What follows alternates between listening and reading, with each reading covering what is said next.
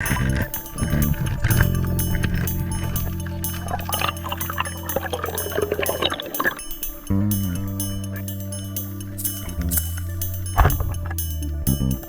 over legal, and it's full as well. Fantastic. Look at that. What a big stud rainbow. Proper yabby trap.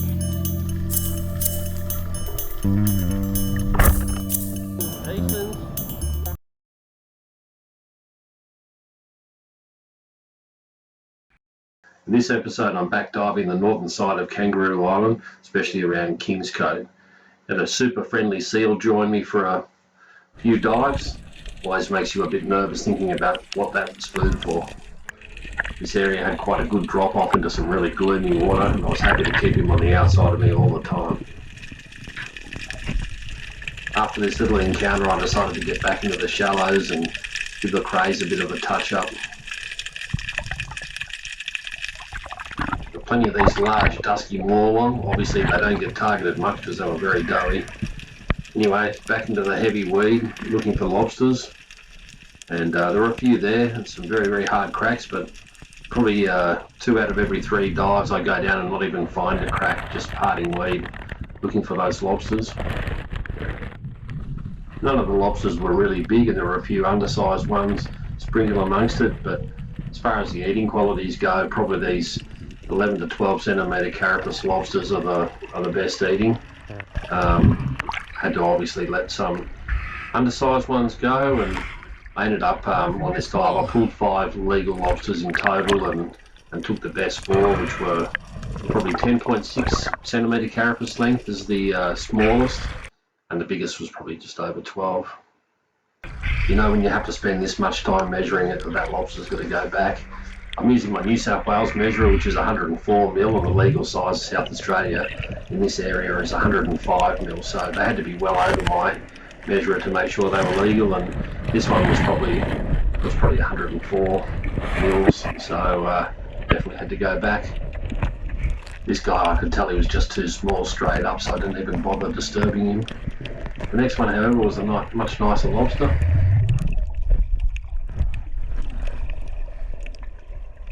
They can be a bit deceptive, these lobsters. I looked at this one, I was pretty sure he was going to go legal, and spent a bit of time on him, finally got him out, and unfortunately as soon as I had him in my hand I realised he wasn't going to measure, so I let him go as quickly as possible to minimise the damage to him. On to the next crack.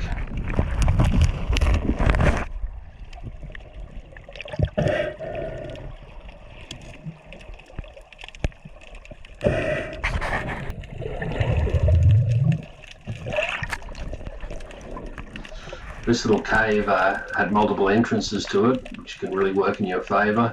I chased this guy around a fair bit and I ended up pulling him out the back door in the end, and happy days, there was another one in there as well that I could grab, so I ended up with 2. But yeah, it took a lot of work chasing him backwards and forwards to finally get him into the position where I could grab him out. So they stick out the front, but then they back right up and make it a lot trickier.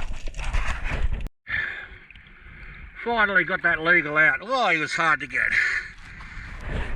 There are a few black lip abalone about, unfortunately no green lips. You know, when you get a nice one like this, you can get your hand in the right position and just rip them off, as long as you're reasonably quick, don't let them suck down on the rock.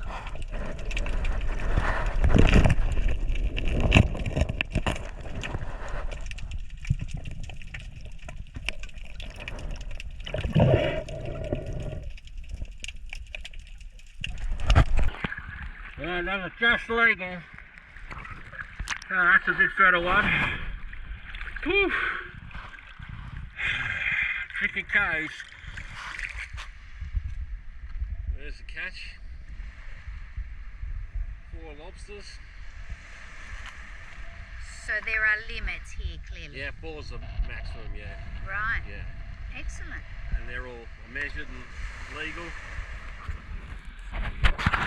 Yeah. Get all the information. So how long are you here for? Just for a week. Right. Yeah. And do you do this in New South Wales? Yeah.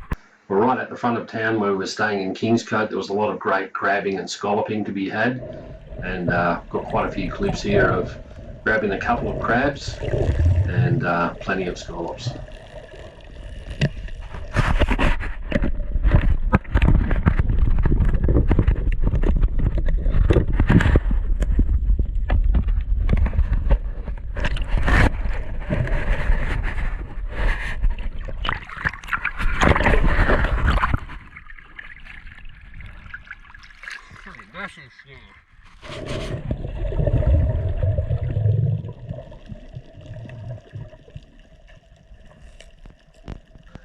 These queen scallops were reasonably abundant. A lot of dives I'd only get one.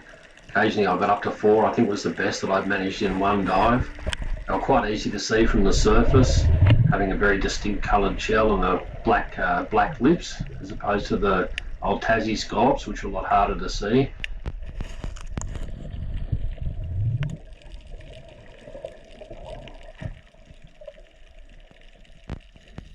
The best place to find these scallops was once the seagrass beds had thinned out and you had these little beds of that small leaf seagrass, which is Holophila, a bit of mixed Posidonia and open sandy areas.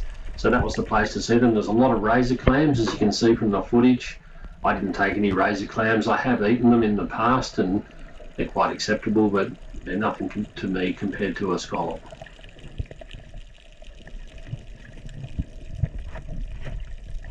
The size limit for all scallops in South Australia is 65 mils, which is absolutely tiny. You notice I'm not measuring these scallops as I'm going along. I did measure some of the smaller ones and they're still, I think 80 mils, the smaller scallop that I ended up taking. Most of these guys are 95 to 105 mils, which is a very good size scallop.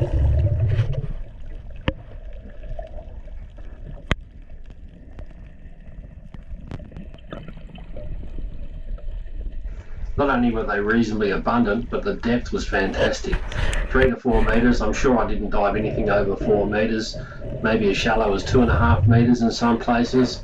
So really great. It's fantastic being able to spot them from the surface and just bob down. Very, very comfortable diving.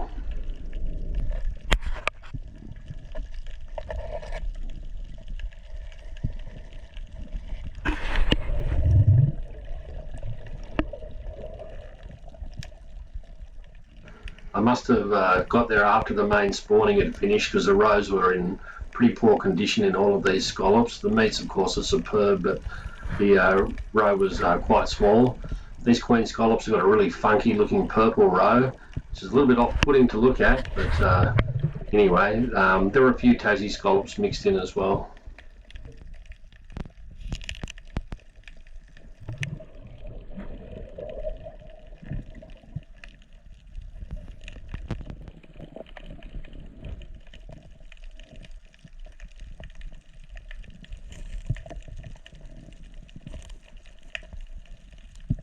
There are a few Tassie scallops.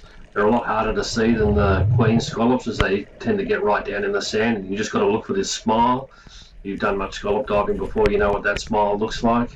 Again, I was spotting these from the surface. You might have noticed there's quite a few beer bottles around the place. The locals like to obviously create their own artificial reefs.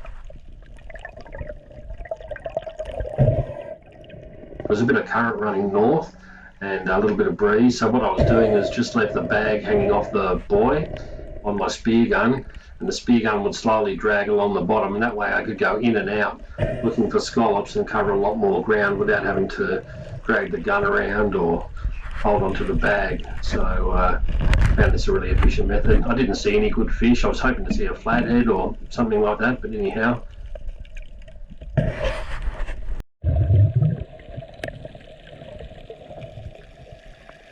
This blue schooner crab is like me telling one of my fish stories. I swear it was this big, this big. Anyhow, I didn't take them all. I'd had enough crabs to eat, so I was happy to just say hello to them and leave them on the bottom. And in addition to the scallops, there's quite a lot of crab molts around, so probably getting towards the end of the season for the crabs, I imagine. I'm not sure how long they hang around here for. Here's another Tassie scallop. Probably got 1 or 2 Tassies for every 20 queen scallops.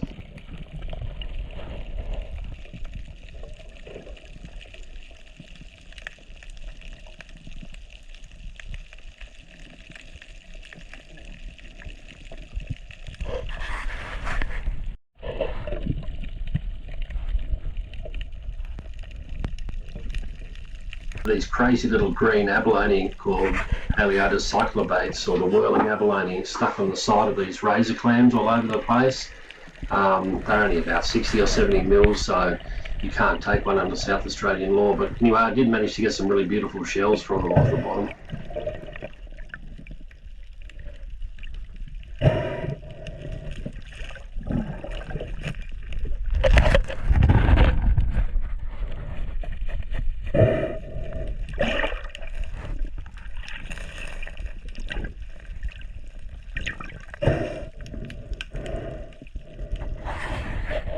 Anyhow, I managed to get my bag limit of 50 scallops combined between the Queen scallops and the Tassie scallops. They made an absolutely awesome feed. You know, just a little highlight at the near the end of the dive. Finally saw my first blue swimmer female crab, and you'll see what they're up to.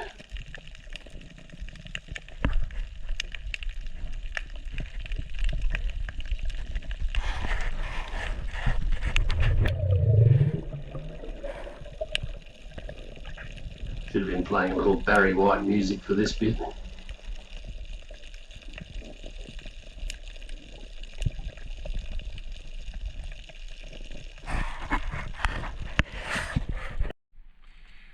Beautiful bag of scallops. Look at the size of some of these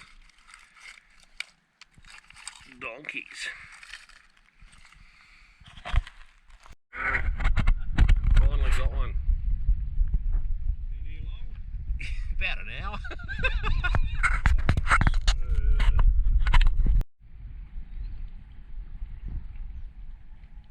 Well, I only managed to get one southern calamari, which is a real shame, or something I was really after, but according to the locals I was just a little bit too early, that they really come on in April and go well right through the winter. So anyway, I had to stop these pelicans from trying to snaffle it off me.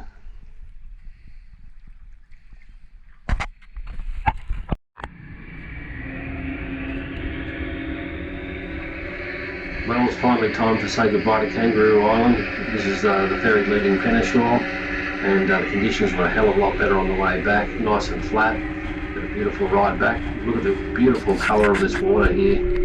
Kangaroo Island is certainly a treat. I highly recommend it for anyone to go over. It's just fantastic seafood, beautiful place to visit, some incredible scenery, and the people were lovely as well. So just a really great trip.